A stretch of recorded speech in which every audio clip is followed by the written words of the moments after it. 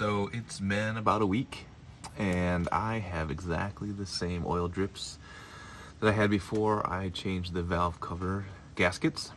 So those gaskets were pretty bad, so if they weren't leaking as well, then they're going to soon. So I'm glad I replaced them, but the next thing to change out is the gasket for the upper oil pan, and it's a big mess up there. So there's some really good videos that already exist on how to do this step by step. So I'm going to link to one of the videos I really liked somewhere here on the video or in the description, and then just go over a couple of the high points when I do this myself. But as we get started, important things are the torques that you'll need in the end.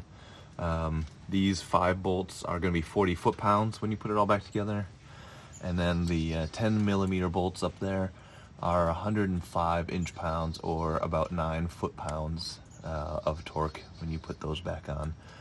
But pretty simple process. It sounds like you remove the transmission front protection shield there, remove all the bolts for the pan, drop the pan down, take the gasket off, scrape it off, new gasket on, put it all back together, torque it down.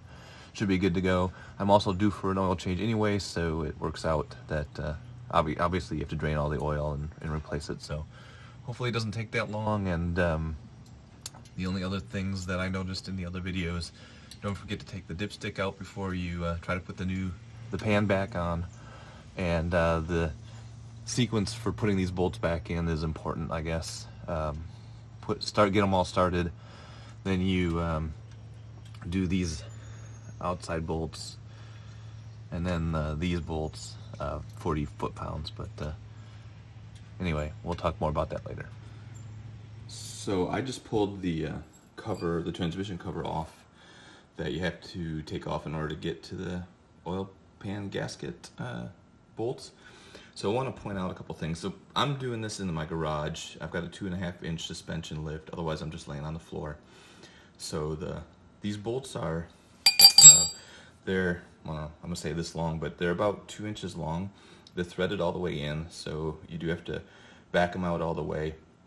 Mine were threaded pretty tight all the way, so I had to use a wrench on it for probably 90% of backing it out, so be aware of that. It sucks to drop tools on your face. It sucks even more to drop this on your face. There is a gasket on the top though, which is nice because it kind of stuck it up to the top even after I pulled all the bolts out. So it kind of stuck up there. But it's not really heavy, so it's you don't need a couple of hands. You can hold it up there with one hand and ease it down once you get all the bolts out. But do make sure your face is not underneath it when you pull that last bolt out, so that you don't get face crushed, because that would kind of suck. But came off pretty easy, and just be sure you've got some good leverage, because it is torqued to like 40 foot-pounds. You got to break that torque. One thing I didn't see in any of the YouTube videos I was watching was that there's this plastic clamp attached to a bolt up here on the upper oil pan, and you're going to need to open the clamp with a flat screwdriver, pop the transmission lines out, and you might be able to just leave it on here, but I'm going to go ahead and just give it a good tug, and comes right down, and you can see that's the bolt that it connects to. You don't actually have to remove this bolt to get the oil pan down, but just heads up on this plastic clamp. Alright, well, I got the pan out, and this is what it looks like. The bolts came out really easily. The pan itself is not very heavy, so you can easily hold it up there.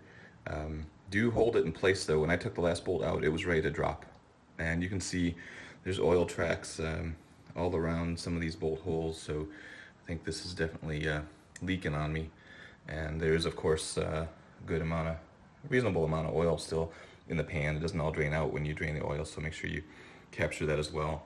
And so I'm going to clean it up, pull the gasket off the bottom, and put the new Fel-Pro gasket in place. Here's the gasket that I'm going to be using. It seems to be really common. It's a Fel-Pro gasket, and I will put a link into the description below. And I'm looking forward to using these snap-ups to help hold everything in place when I install it. Alright, with the bottom of the engine exposed, you get a chance to take a look at it. Mine is a 2011. Looks really nice, nice and clean, Really happy to see that. You can see the old gasket still in place. I gotta scrape that off. And then don't forget there's 4 spots of RTV that you need to clean off and then reapply on these weld areas. You see that in the videos, but there's a good example of one that I need to scrape off and then reapply. So don't forget the RTV or you're gonna get a leak, is what they say. And shout out to the oil filter. I'm gonna change that too, of course, since I'm also doing an oil change.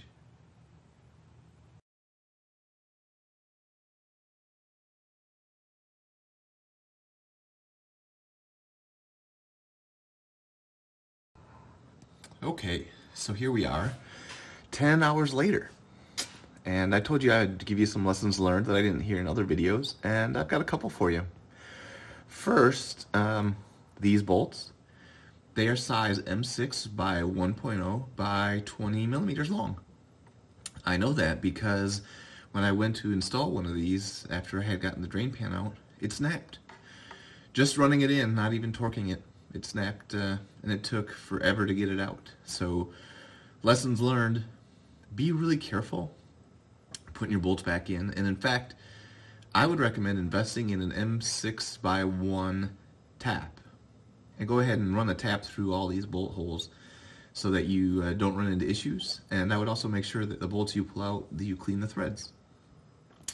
This is what's left of the bolt. The other end, got it out, just took a long time. So be careful so you don't waste an entire day working on that single issue.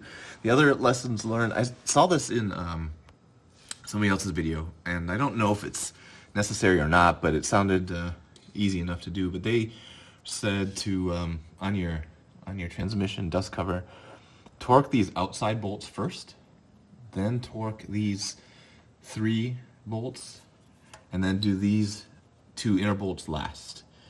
And it's all 40 foot-pounds. So 40 foot-pounds on these bolts, 105 inch-pounds on these bolts.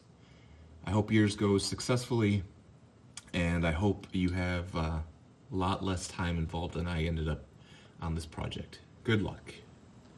Well, with the crocodile watching from above, I'm going to go ahead and put oil in this thing and start it up and make sure that everything is running well and leak-free. But if you found the video useful, obviously subscribe, like, share, and hopefully the tips and tricks I learned kind of the hard way, you'll learn from me, so you don't have to go through that day-long ordeal as well. So hopefully this was helpful to you, and we'll see you next time.